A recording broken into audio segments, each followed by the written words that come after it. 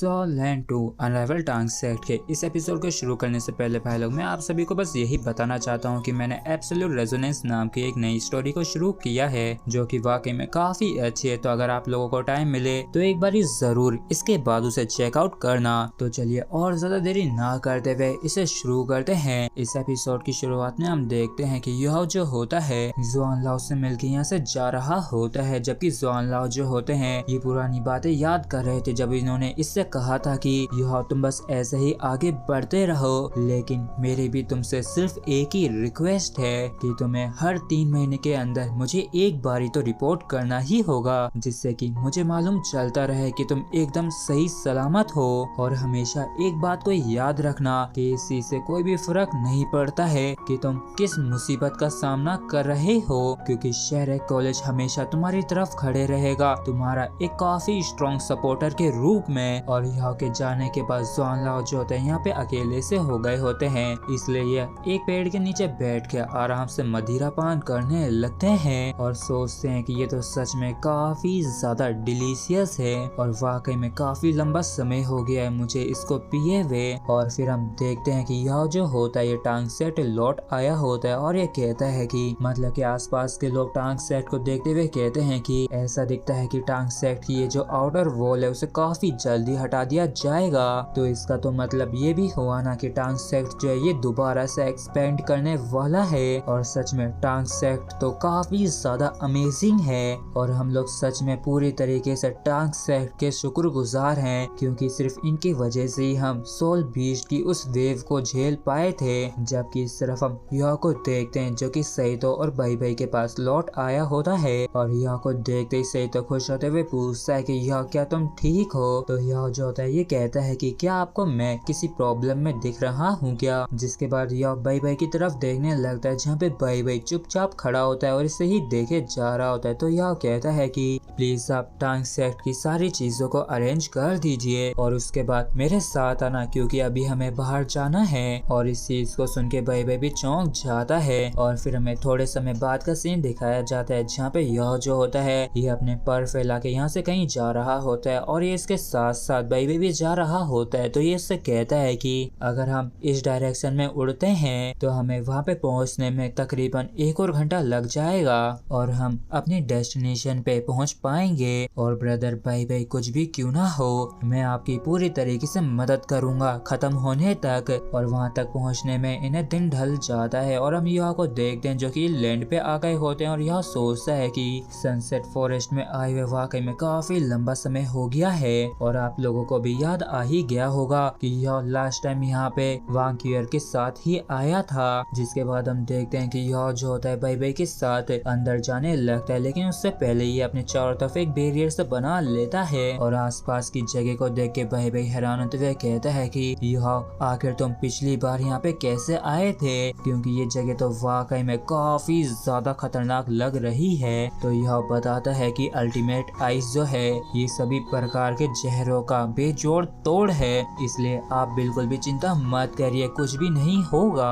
और चलिए मेरे साथ चलिए क्योंकि समय आ गया है कि अब हम अंदर जाएं। और हम देखते हैं कि यह जो होता है वाकई में यिंग यांग लेक के पास आ गया होता है, जहाँ पे वो जो फ्लावर होती है वो कहती है कि आखिर तुम यहाँ पे दोबारा से क्यों आ गए। तो यह जो होता है इससे कहता है कि यू देखो हम दोबारा से मिल गए। तो यू जो होती है यूहा को देख के काफी ज्यादा हैरान होती है और कहती है कि आखिर तुम डेस्टिनी की पावर को कैसे कंट्रोल कर सकते हो, ये तो पूरी तरीके से नामुमकिन है। तो यह कहता है कि तुम्हें इस बारे में जानने की कोई भी जरूरत नहीं है। और अगर मुझे सही से याद है तो तुमने लास्ट टाइम मुझसे कहा था कि मैं यहाँ से 7 तरह के प्लांट्स को ले जा सकता हूँ। और इस चीज को सुन के यू जो होती थोड़ी सी चिड़ सी जाती है और उठने लगती है। तो यह कहता है कि अरे हाँ ये बात तो एकदम सच है, क्योंकि मैंने टांगसन के एंसिस्टर का जो टेस्ट था उसे पास कर लिया था, तो मैं 7 टाइप्स के प्लांट्स को यहाँ से ले सकता हूँ। और क्योंकि पिछली बारी मैंने 2 को ले लिया था, मतलब कि मेरे पास अब भी मौका है कि मैं 5 और ले सकता हूँ। तो इस चीज को सुन के यू जो होती थोड़ी गुस्से से कहती कि नहीं तुम एकदम गलत कह रहे हो, क्योंकि उस समय तुमने एक बारी खुद पे भी इस्तेमाल किया था।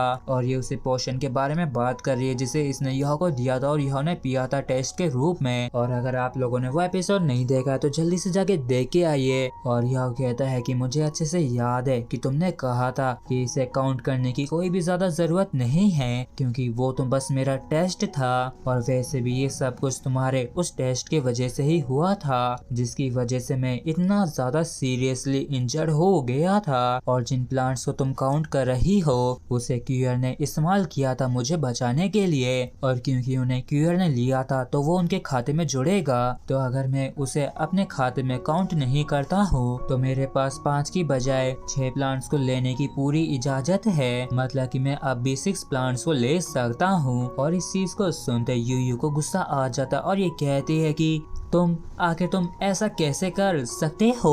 और यूयू के इतना कहते यूहा को इसके ऊपर वाकई में काफी ज्यादा गुस्सा आ जाता है, और ये कहता है कि यूयू मैं तुम्हें बस ये बता सकता हूँ कि क्यूअर ने अपने आप को सेक्रीफाइस कर दिया था सिर्फ मुझे बचाने के लिए, और मुझे लगता है कि तुमने भी उसकी आइडेंटिटी को पहचान लिया था।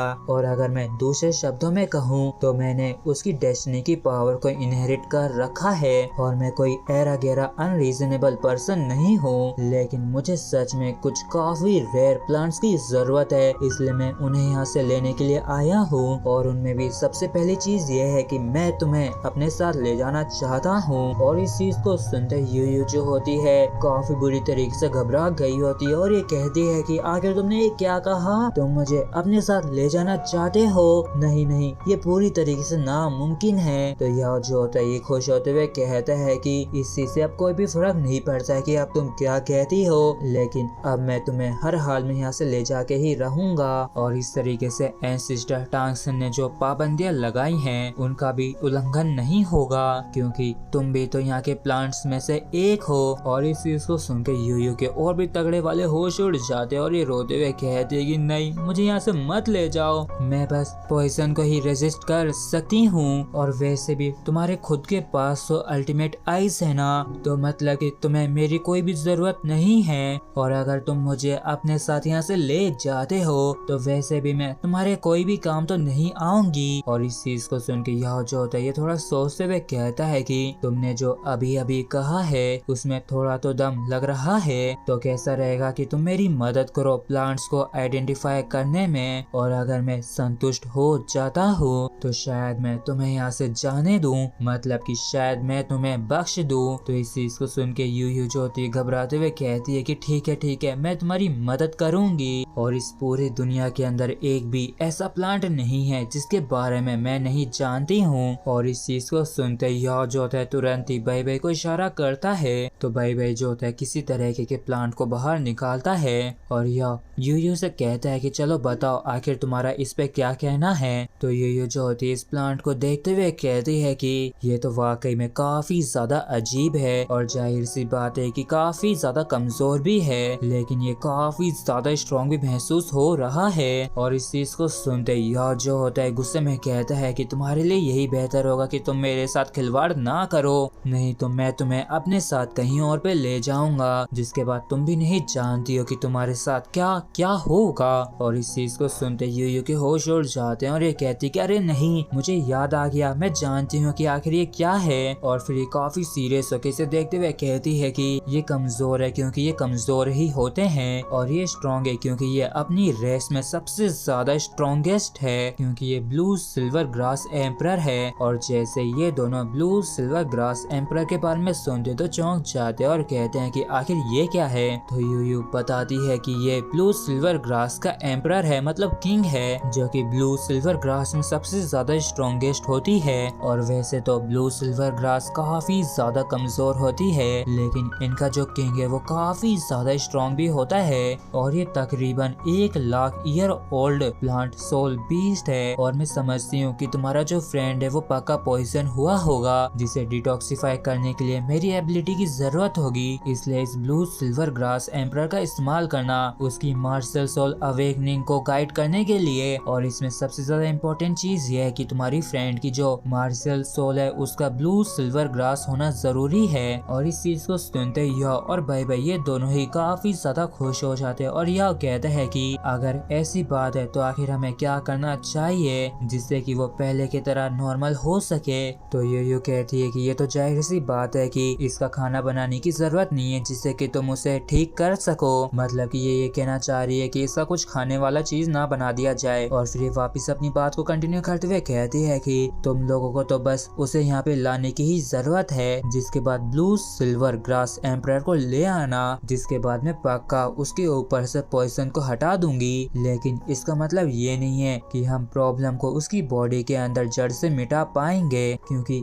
ऐसा सिर्फ ब्लू सिल्वर ग्रास ही कर सकती है। जब ये उसकी बॉडी के अंदर की सारे टॉक्सिन्स को अच्छी तरीके से एब्जॉर्ब कर लेगी तब जाके वो पूरी तरीके से ठीक हो सकेगी। तो भाई भाई पूछता है कि तो क्या तुम जानती हो कि आखिर ये ब्लू सिल्वर ग्रास कहाँ पे है। तो इस पर यूयू कहती है कि ये तो मैं भी नहीं जानती हूँ, क्योंकि मैं भी तो कभी भी इस जगह से नहीं गई हूँ। बस मैं अंदाजे से बता सकती हूँ कि आखिर ये ब्लू सिल्वर ग्रास एम्परर कहाँ मिल सकती है। और ये जो ब्लू सिल्वर ग्रास एम्परर है ये सिर्फ और सिर्फ इस सेंट्रल रीजन में ही मिल सकती है इस कॉन्टिनेंट के। और यूयू की इस बात को सुनते यूहा और भाई भाई इन दोनों के ही होश उड़ जाते हैं। और भाई भाई कहता है कि क्या क्या कॉन्टिनेंट के सेंट्रल में वो तो स्टारडू फॉरेस्ट है ना। और इस चीज को सुन के यह भी हैरान होते हुए कहता है कि तो क्या ऐसा हो सकता है कि स्टारडू फॉरेस्ट के अंदर ही ब्लू सिल्वर ग्रास एम्परर हो। और इसी के साथ ही फ्रेंड्स हमारा ये एपिसोड भी यहीं पे खत्म होता है। अगर आप लोगों को वीडियो अच्छा लगा हो तो प्लीज चैनल पर सब्सक्राइब और वीडियो को लाइक करना बिल्कुल भी ना भूलें। Thank you.